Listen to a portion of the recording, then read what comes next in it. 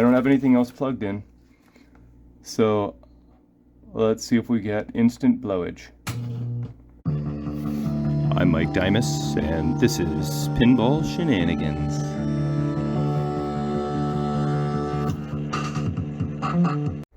Look, new laundry taps. How do you like that plumbing action right there? Alright, so let's go over to the new project in the games room, Bally Mystic. And on the last episode, I powered it on, I got nothing. And I was thinking, maybe what I'll do is just shotgun install a new power supply.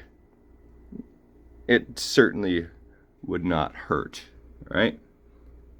But I want to be a little more systematic and see what's going on. Oh, on a side note, remember I had like a part of a hinge from the head, and I think a whole hinge was missing. Actually, I think the only thing that was on this Mystic was this piece here. So I dug around my hardware for cabinets, and look, that was the missing piece. So now I have a complete hinge set with screws to boot. So that's pretty sweet. That one piece completed a set. Okay, so what I did, I just got started not too long ago, is I thought, you know what, let's check the voltages on the power supply and be a good boy. And I'm like, wait a minute, that's jumping the gun. We must check the fuses first. So here's the schematics for the power supply. These are all the voltages. But look what I found. 4 amp fuse blown. That 4 amp fuse, actually, what is that even for? That is, what position was that now? F what? That is F3. Okay. And F3 is the 4 amp fuse here. It's a 12 volts. Okay. That's pretty important.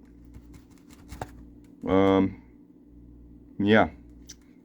I think that 12 volts gets converted to 5 at some point for the CPU. What if we follow that along here? Wait a minute. Yeah, it goes to 11.9 volts DC. Starts at AC. Oh, then it goes to 11.9 DC. Then goes to, look at that, 5 volt input. What did I say? Who knows what I said? It was probably shenanigans. So that might be why we're kind of dead as a doornail. Here we go. New fuse. 4 amp. I think the one I have in my hand is actually fast blow. And we'll pop that in there.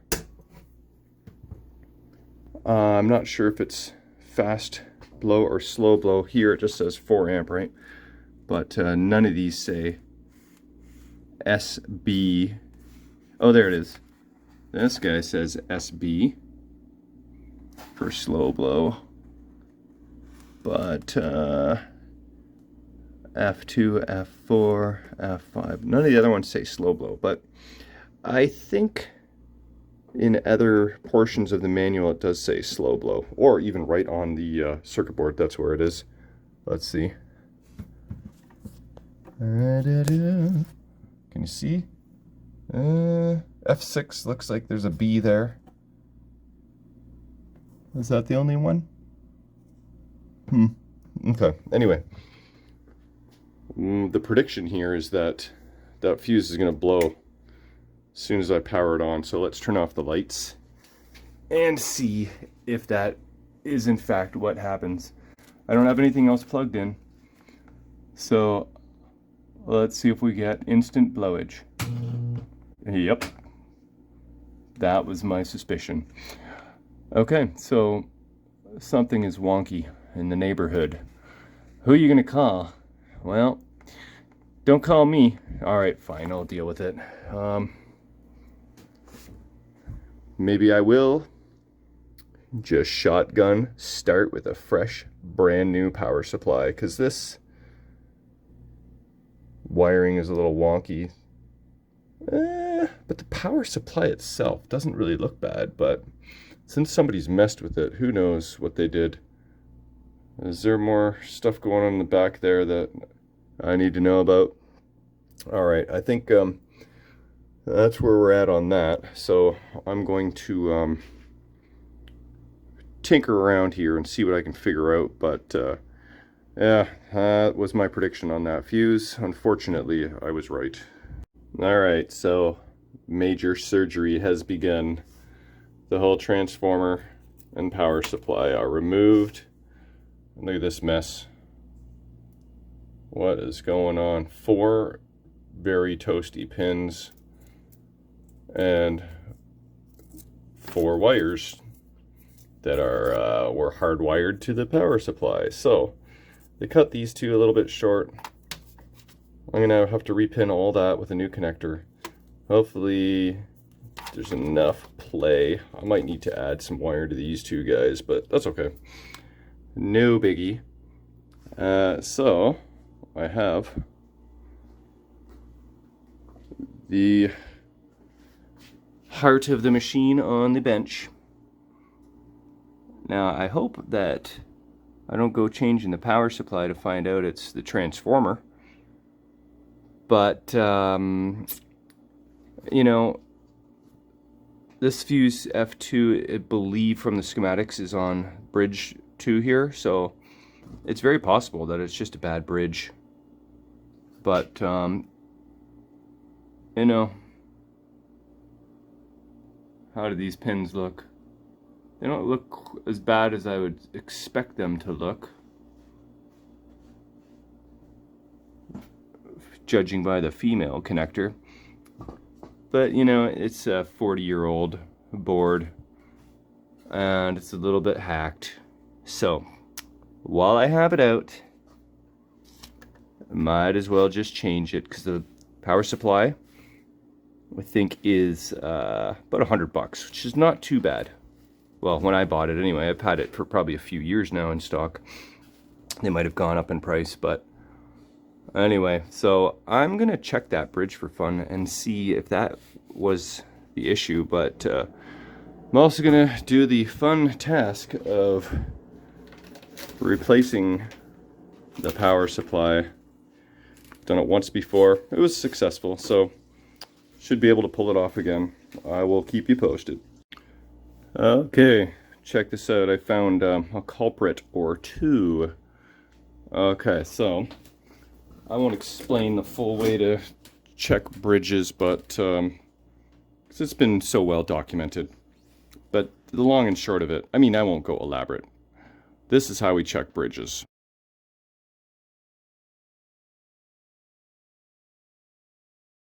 Alright, we're on diode setting. Okay, let's start with bridge number 1. Okay. Between 0.5 and 0.7 is good. That's good there. That's good there. Now we'll do the other side. You know, when measuring a bridge, you're really just measuring 4 diodes. So all 4 diodes are reading properly. Let's move over to bridge 2. We got nothing there. We got a proper reading there. Now the other 2 diodes. We got something there. And we got nothing there. Okay, and now let's move on to bridge number 3. That's fine. That is not fine. That is out of spec. Okay, I'll move over to the other 2. That's fine. Come on now.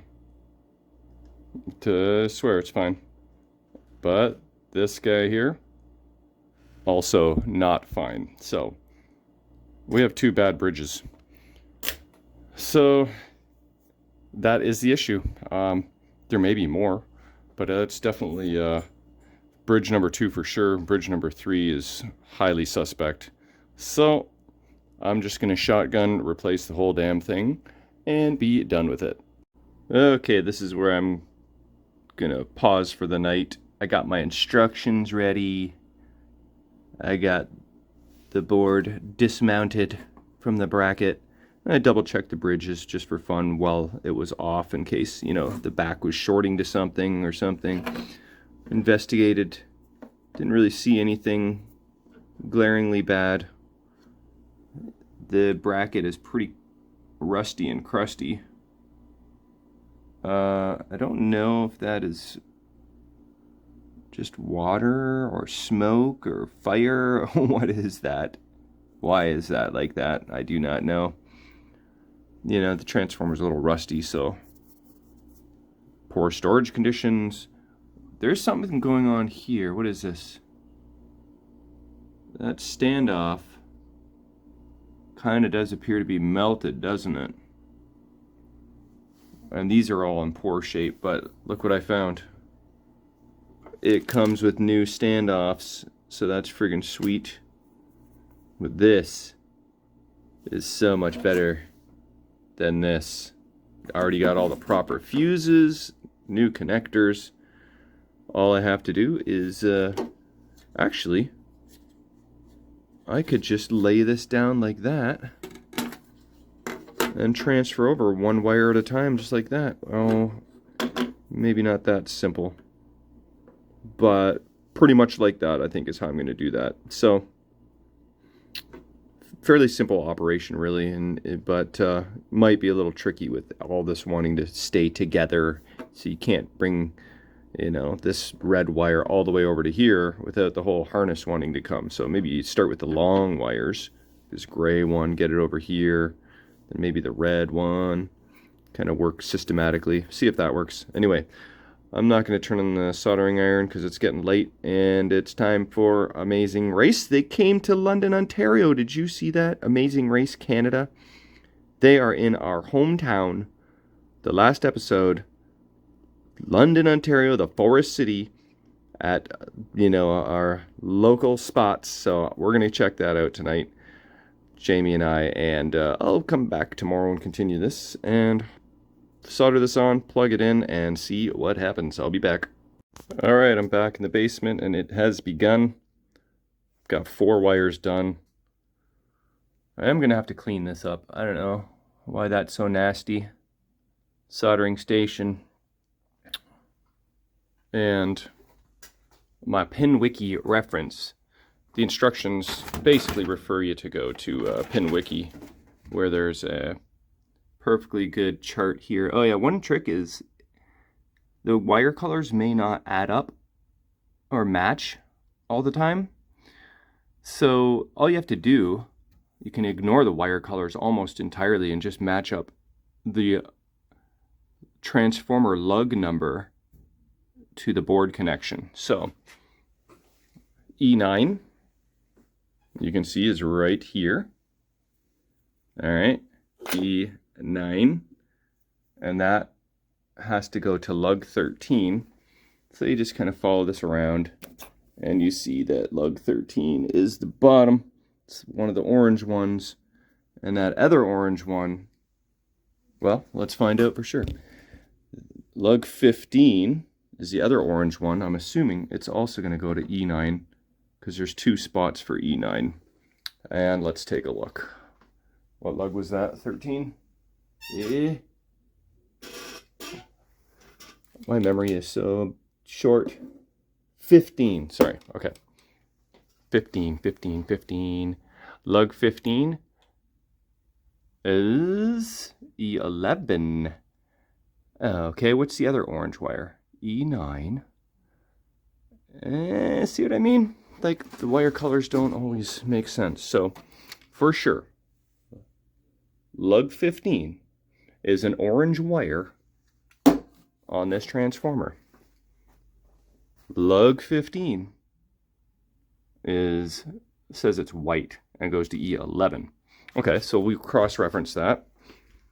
This orange wire goes here. So this is supposed to be E11. Let's see if it is. That is E12. Okay. Is there another orange wire? Okay, so I was going to demonstrate how this works, but apparently it ain't working. I will triple check all my connections by the time I'm all said and done, but I'm assuming I'll figure it out. You know, make sure you pull on these wires too when you're done soldering them. Make sure they're in there good, because I pulled up this one and it just kind of came right out. So you got to make sure your solder connection is good. You don't want to have to remove this thing another time. You want to get it right the first time, at least I do. So I'm going to keep fudging around with this and assume, but you know what, the one good thing about this, or many good things about this board, but one cool thing is that the numbers are marked on the back as well, E1, E2, E7. So I do like that. I'm just going to keep plucking away one wire at a time, triple check my work. I'll be back once I make some more progress. All right, I basically decided to abandon the PinWiki chart altogether because half of these wires do not match what PinWiki is saying. So I'm just going wire for wire, lug for lug. And, you know, occasionally you just need a third hand. And when that is the case, look who shows up. Boom! Third hand. It literally was helping me, and timing was perfect. 4 wires to go, and maybe we can power this bad boy on.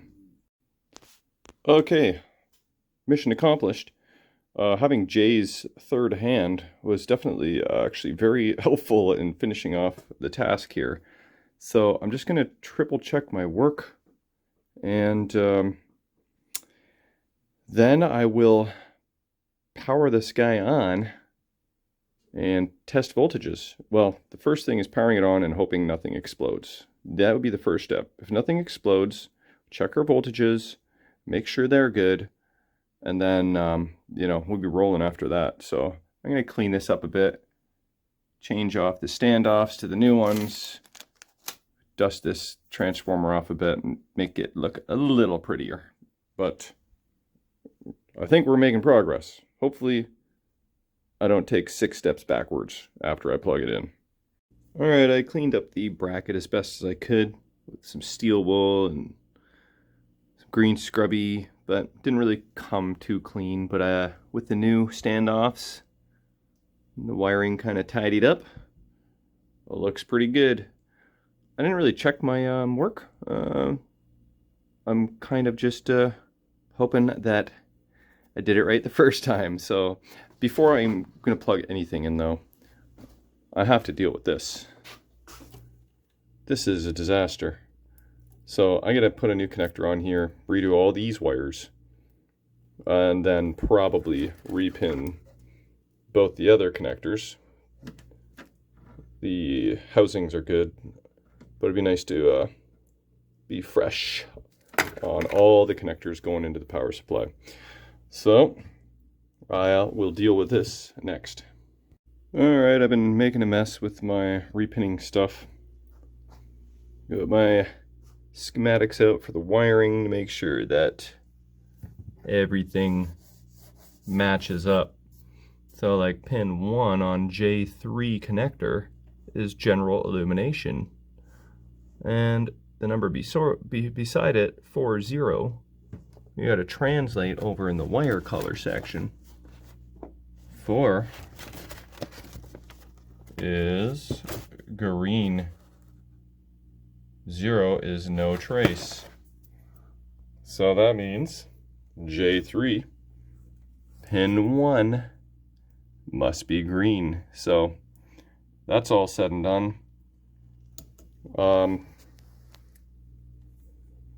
These red and orange wires here, these thick ones, they were twisted together, and then they had that white wire attached to them, and then they jumpered directly onto the old board. These white and red wires were also twisted together and soldered directly to the board.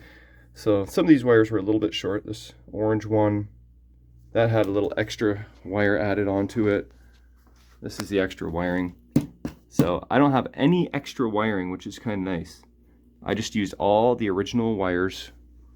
So there's no joints. So I did lose a little bit of length, mainly because of these two red and orange wires. But look at that. I've got enough space there. No problem whatsoever. Actually, that reminds me, I had to put in my little key pin thingy so that you can't put this on upside down. But I think I have to wrap up this video and save the explosion for video number 3. This will be the end of part number 2. We're getting close to power. I really hope that I connected this power supply correctly, because if not, then it's gonna be sad. It'll be very sad. I've got all the other boards ready to go. I've got a refurbed one of these, a new one of these, new one of these. Soundboard should be okay. Maybe not.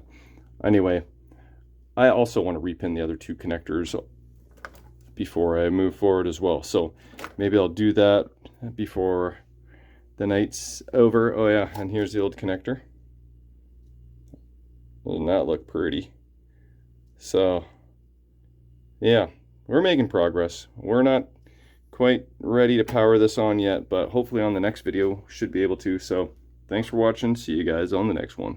All right, I went upstairs and Jamie was sleeping, so I came back down, repinned both these guys. Nice shiny connectors. So all 3 connectors now for the power supply are beautiful. Last thing is to hope that that is wired correctly, but that'll be for another episode. This is just bonus footage. I'm going to go see if Jamie wants to wake up, because apparently we're supposed to be able to see the northern lights tonight. So we're going to go see if we can see any of that action, and I'll see you guys next time.